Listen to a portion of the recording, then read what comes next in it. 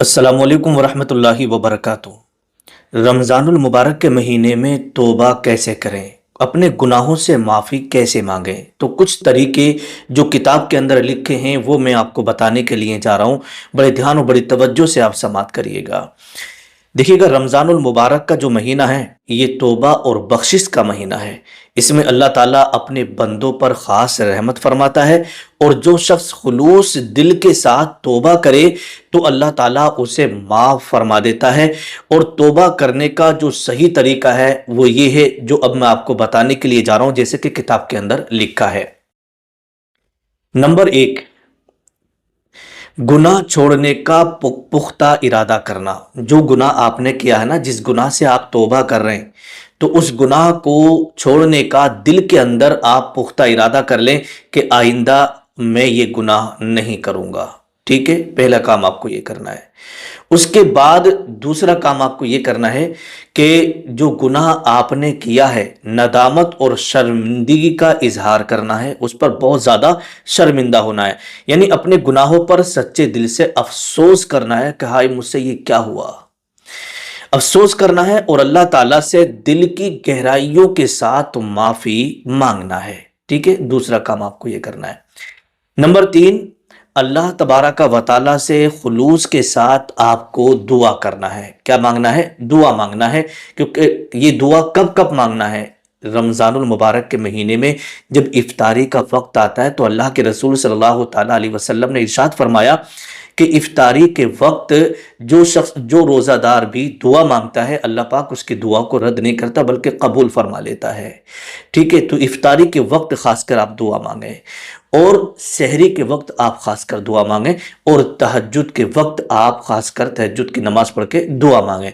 तो ये तीन वक्त में आप दुआ करिएगा, अल्लाह आपको माफ़ फरमा देगा। नंबर चार, चौथा काम आपको ये करना है कि नेक आमाल में आपको इजाफा कर देना है। यानी पहले आप नेक नेक कामों से दूर थे ना, जब आप अपने गुनाहों को छोड़ दिया है और तौबा कर लिए तो आप नेकियों के कामों में लग जाइएगा। तो जो नेकी के काम हैं उनमें आप इजाफा करते हैं, ज़्यादा से ज़्यादा नेक काम करें। ठीक है, ज़्यादा से ज़्यादा कुरान पढ़ें, दुरूद शरीफ पढ़ें, है ना, दुरूद शरीफ का विर्द करें, सदका व खैरात करें, और अल्लाह तबारक व तआला का जिक्र करते रहें, और खुदा का खौफ अपने सीने में रखिएगा।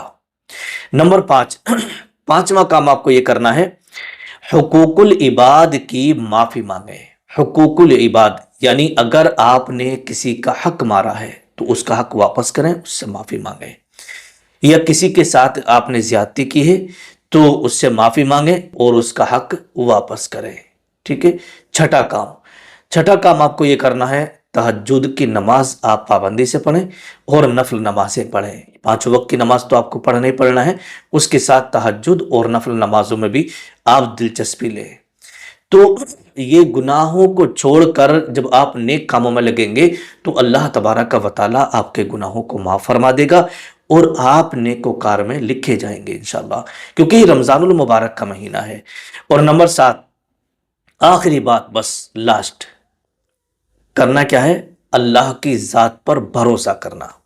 ठीक है, अल्लाह तबारक व तआला पर भरोसा रखें, क्योंकि तौबा करने के बाद, तौबा जब इंसान करता है ना, तो तौबा करने के बाद हो सकता है कि शैतान आपके दिल में वसवसा डाल दे कि तुम्हारी तौबा कबूल नहीं हुई, तुम्हारी तौबा कबूल नहीं हुई। लेकिन अल्लाह की रहमत से कभी भी मायूस नहीं होना है। अल्लाह तबारक व तआला फरमाता है, ला तक़नतू मिन रहमतिल्लाह, कि अल्लाह की रहमत से कभी भी मायूस मत हो।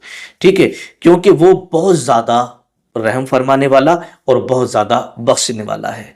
तो इसलिए आप ये काम ज़रूर करिएगा।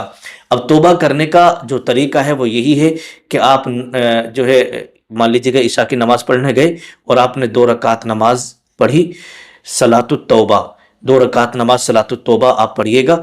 और पढ़ने के बाद उसके बाद आप रो रो कर, गिड़गिड़ा कर, मान लीजिएगा आपसे जिना हो गया या कोई बड़ा गुनाह हुआ, जितने भी गुनाह हुए आप तौबा कर रहे हैं, अल्लाह तो मुझे माफ़ फरमा दे, या अल्लाह मुझसे जो गुनाह हुआ है मैं शर्मिंदा हूँ, या अल्लाह आज के बाद मैं कोई गुनाह नहीं करूँगा, आज के बाद मैं ये गुनाह नहीं करूँगा कभी ज़िंदगी में।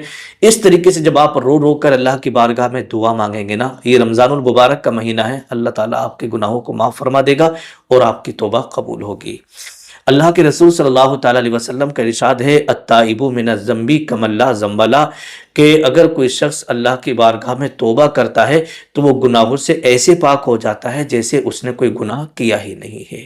تو یہ اگر آپ نے گناہ کیے ہیں بہت زیادہ اور توبہ کرنا چاہ رہے ہیں تو یہ رمضان المبارک کا مہینہ ہے، اور یہ رحمت کا مہینہ ہے، مغفرت کا مہینہ ہے، جہنم سے آزادی کا مہینہ ہے، ٹھیک ہے؟ تو آپ اس میں توبہ ضرور کر لیجئے گا تاکہ اللہ تبارک و تعالی گناہوں کو معاف فرما دے، توبہ قبول فرما لے۔ السلام علیکم ورحمۃ اللہ۔